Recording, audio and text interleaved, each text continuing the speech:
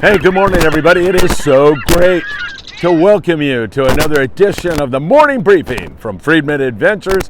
Hope you're having a lovely day. It's a beautiful morning in SoCal. It's a little bit hazy, a little chilly still, but the ocean looks like it's cooperating. It's low tide right now, as you can see behind me here in the early morning hours, but high hopes that this fishing is about to take off. It's already done that in several areas that we'll talk about in just a moment, but the potential for an explosion at several other venues in the Eastern Pacific here locally, from Ensenada up to the Channel Islands, we're going to talk about right now. However, before we get into it all, 36 years ago today, right out there, not too far, well, actually pretty far, about mid-channel, Desiree Rodriguez was a lone survivor after a boating accident. And two really young skippers, Mark Pisano and Paul Strasser, were heading back from Catalina. There was so many different coincidences that took place to put them in the right place at the right time. Some people think maybe divine providence. Danny Illustre was one of the guys who was on board that trip when they came upon a boat that had capsized. Desiree had lost her entire family, but they were able to rescue her. So we salute those two heroes, Mark Pisano and Paul Strasser, and we salute Desiree Rodriguez, who got a second chance at life and continues to make the most of it. She's a remarkable person who is making the world a better place every single day. We stumbled into that podcast, and I have to think that also was divine providence. In fact, I was talking to Mark Pisano about all this the other day, and he said, yeah, there were all those things that had to come together for us to find Desiree. But did you think about this? It wouldn't have happened, this whole podcast and everything, if COVID didn't happen, if you didn't get forced back from China, if you didn't have to leave your school that you had started in China behind and start this podcast, then none of this would have happened. So pretty remarkable how life unfolds. And if you haven't watched that podcast, as millions of people, no exaggeration, millions have already done. In fact, we were on the front page of the New York Post, Reader's Digest magazine, on the CBS Evening News because of these two heroes, because of Desiree. Take a moment today to watch it. If you haven't watched it, if you have, watch it again and celebrate today as an extremely important and special days as we salute those three heroes. All right, yesterday we were on board the True Line and we were doing a special memorial trip. A dear friend of mine, Terry Sanders' son, passed away, Justin, and his final wish was that the group that wanted to celebrate his life went out on a fishing trip. And it couldn't have been any better. The guys on the True Line were remarkable. Lucky in the galley, James on deck, James out there putting on a show for everybody. He's such a fun guy to hang around with, and bonding with Terry. It was a beautiful thing to see. Captain Brian really did a lovely job, and we had so much fun. One of Justin's last wishes, but besides all of this, was to get his two nephews out on the boat. So that was accomplished. One of the little guys, it was a little too rolly for him, but his other nephew, his wish was to be with him when he caught his first fish. And you have to think that Justin was smiling down from above on his nephew, because who do you think the first guy to get hooked up was? His nephew. And it was a magical moment. Captain Eddie Leland, who volunteered with me, and Rick Fuentes from Fishing Syndicate, Eddie was there, and man, Eddie hyped it up. The kid was on cloud nine. It was a beautiful, beautiful moment. So great stuff, and my thanks to the True Line guys, my thanks to Rick Fuentes, my thanks to Captain Eddie Leland, and all my love to Terry, and all my love to the wonderful people we got to spend time with. All right, the casting controversy raging on. You know, we just had this latest casting workshop, jig fishing workshop, and incidentally, the casting contest was this much of that day. The real purpose of that event and future events, as Jeff Yeomans from 540 Slingers will tell you, Gary from Taddy Lures will tell you, Sam De La Torre from Island Fishing will tell you, the emphasis is on learning how to make a better cast, learning how to fish the iron, the mechanics.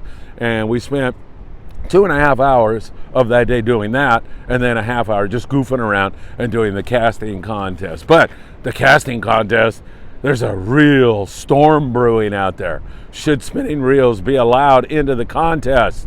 And everybody has a different opinion. I ask you, once again, there was a lot of opinions expressed on our YouTube channel. Put a comment up there.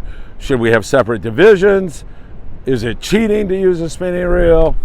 I don't know. I mean, we'll listen to you and come up with an answer. I just know that it was a lot of fun, and the next time we do this, yeah, we'll do the casting contest because all this controversy is kind of fun. See people's blood pressure go through the roof over, one of these little issues like this. It's kind of fun. But the real emphasis is going to be on becoming a better jig fisherman. That's what we're all about, getting you to share the passion about firing the iron out there and feeling that bite. There is nothing like it at all. Sunday, May 22nd, we'll be on the Island Spirit Ventura Sport Fishing. You can join us. All you got to do is send me a text, 657-227-6459. I think 2 spots left. Things are looking pretty interesting. All right, let's get into it right now with you all down in Ensenada. The pongeros that are fishing, they only have to go about 20 miles to get into bluefin heaven. And man, those fish are beautiful right now. Big grade of BFT down there. Pretty much nothing under 40. Once in a while you'll run into it, but most of it's 40 to 100 plus, up to 200 pounds.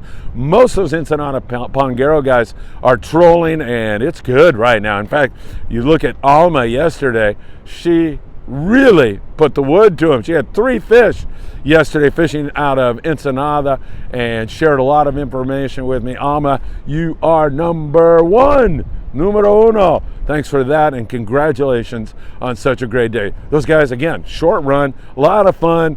Ensenada's a great town. So is Northern Baja in general.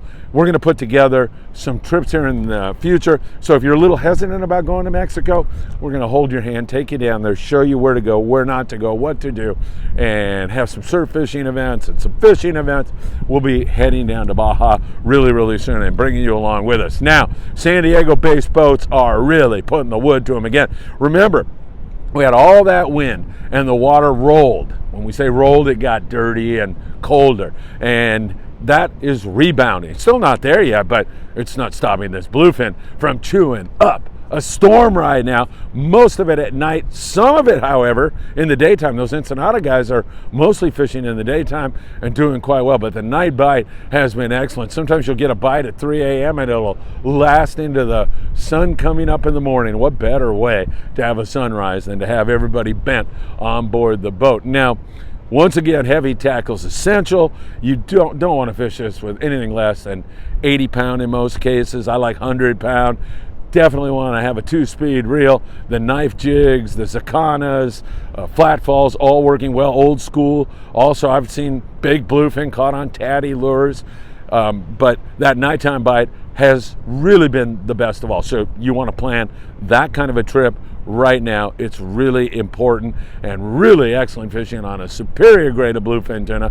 I know I say it a lot, but we are so blessed to be catching fish that you used to have to jump on a 16-day trip to catch. Now they're in our own backyard, right there with our neighbors in northern Baja California, and who knows where that fish is going to wind up. It was on Tanner Bank a lot last year. My guess is that we're going to see that. We're going to see it in multiple areas. Season is young. It's just coming together. Water's a little cooler this year, so I think things are just going to continue to progress as this water warms up, and it's going to get absolutely crazy. The one-day guys. So those are the boats out of San Diego that leave at 6 a.m. and fish until 6 p.m. San Diego, the Grande, the Liberty, the Malahini, all of those guys, they've had their troubles here recently catching big bluefin tuna. They've been getting a few here and there, but not those numbers that we saw a few weeks ago where we saw some extraordinary fishing. However, they're filling in nicely with some kelp paddy yellowtail. Some of the boys down there are getting a nice little pop on the kelp paddy yellow, so that is something to keep in mind. We saw on board the San Diego 43 yellowtail yesterday. The Liberty had 36 yellowtail. The Grande had a couple of big bluefin tuna. That tells you all that you need to diversify your tackle. So yeah, you want to have that 2-speed with that heavy, but you also want to have a rod with 25, 30, 40 pound on it, like that. Fluorocarbon, super important. www.opsonusa.com. Put in FA at checkout, and you'll get a special note from Greg as well as a free gift. So bring some Opsin fluorocarbon. 30 probably working best right now.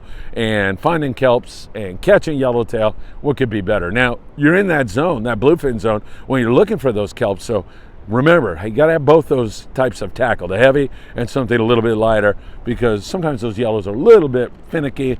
They're not biting the 100-pound like I like to catch them on. So once again, have that 30-pound fluoro. That'll do you a lot of good. Bill Wilkerson fished half day on the Malahini out of H&M Landing. Bill said, hey, it looks good here in terms of conditions, Phil. It's trying to warm up. It's not there yet, but it's certainly headed in the right direction. We stay away from the wind, we're going to be good. And Bill announced a special May 25th Coronado Island trip. He'll be heading to the Coronado Islands. That means you need a passport when you're that close to Mexican territory, 12 miles, I believe it is. So you need a passport, but May the 25th, Malahini, you can book that at malahini.com. Malahini.com. That's MALIHINI.com. Of course, we've got 3 great trips with Bill this year, and they are always a lot of fun. So we talk about the wind, and that's in the past right now. We may get some more, but thank God, I think we're out of that horrible tornado, hurricane type of situation we had. However, many times the adverse effects of the wind come the days after, and sometimes it lasts for a while. And we're certainly seeing that at San Clemente, Catalina, Santa Barbara. All those islands are cursed with that kind of off condition. However, it is pointed in the right direction. So the water's still a little bit off color. It's a little bit cooler. Conditions that kind of push the surface type of fish bite down, and we're seeing a lot of that right now. The Thunderbird working the islands out here. It had 4 yellows and a white sea bass, but those conditions still not quite up to par. A lot of bonita bouncing around the islands. There's a lot of yellowtail. I mean, as I like to tell you, the light switch is maybe down a little bit, but man, it's going to pop up one of these days, and it'll come out of the blue. It could happen today. So make sure you're staying in touch with the very latest with the morning briefing, as we'll continue to keep you updated. Sometimes it's a yo-yo iron bite with these guys that are fishing these local islands. Sometimes it's dropper loop fishing. So almost like San Diego, only not quite as heavy a tackle. Don't need a 2-speed. You don't need 100-pound. But something with some 50 or 60 to yo-yo the iron and fish dropper loop with will work well. Some 6-ounce, 8-ounce torpedo sinkers work really, really well. And the yo-yo iron has been getting bit at times really excellently. If the guys can get on a squid nest, there's a good possibility for halibut and white sea bass. So keep that in mind, and we'll be watching the Thunderbird and the Freedom and all the boats to see if somebody can come up with a good hit. Pride has been doing pretty good at exploiting those squid nests, catching halibut, white sea bass, yellowtail. We'll see what happens. Still slower, but headed in the right direction. Catalina, same kind of situation. Nice big yellowtail on the native sun yesterday.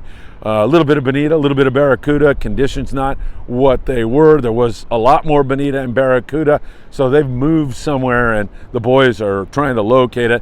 And, you know, there's not a huge fleet out there right now. If there were, you have guys fishing all different parts of the island. It's easily locate those fish again, but right now just a few boats, so the guys are working hard trying to locate that once again. Up there in the Channel Islands, we'll be there on Sunday, and I can't wait. So here's the situation. Best weather we've seen in a month coming up right now. It's really looking good. Now, on the Aloha Spirit yesterday, the 10 halibut and 1 white sea bass. There's copious amounts of white sea bass up there that don't want to bite those little devils. I could strangle them. What's with the tease here? I mean, you meter them and you see them, you sonar them. There's a lot of sea bass up there, but the light switch is this way right now. Will it pop up? Again, it's those conditions.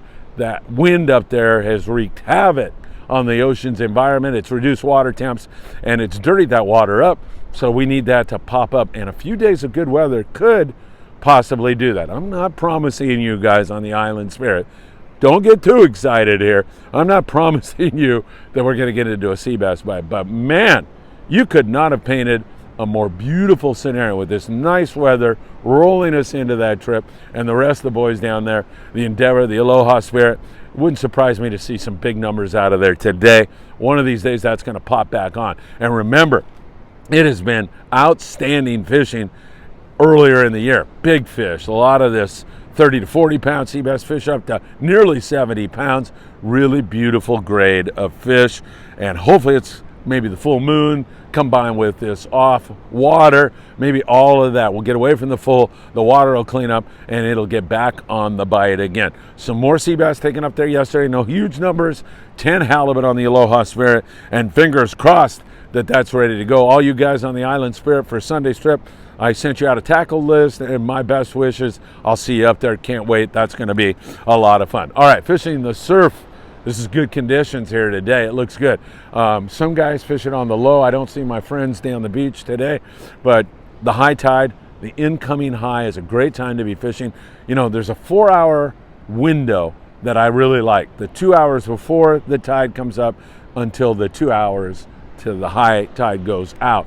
And throwing a chrome crocodile or a Castmaster, very good way right now. There's another grunion run tonight, so there's a lot of fish in here. One of the things that seems to happen during grunions runs, though, is fish are full, and sometimes it's really, really slow. I mean, you know, got to think these guys have been out there munching on grunion all night long, so you throw a chrome crocodile in front of them, and they look at it and say, "Ugh, I'm just not interested."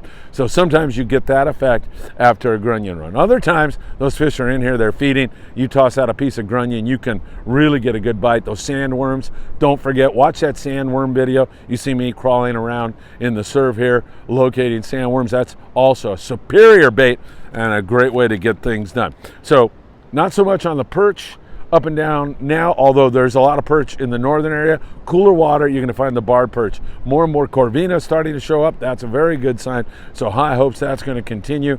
Corvina are in the shallow waters. You can catch them on the low tide.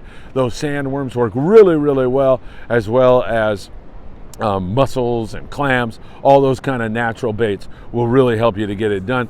There should be some halibut around in this grunion run, and once again we're seeing yellowfin croaker, spot-fed croaker. It's really starting to pick up and head in the right direction. Grunion run tonight is observation only. In fact, June 1st there's a new grunion law, rule, whatever the word is, codified prescriptions that you must follow. Only 30 grunion per person. And June is going to be closed also now, so you are going to be on your observation only in June. Doesn't mean you can't fish during a grunion run, you just can't pick up a bait and use it. Make sure you keep that in mind. All right, lots going on. Great to be with you. Hope you had a cup of coffee or two. I'm going to go grab another one right now.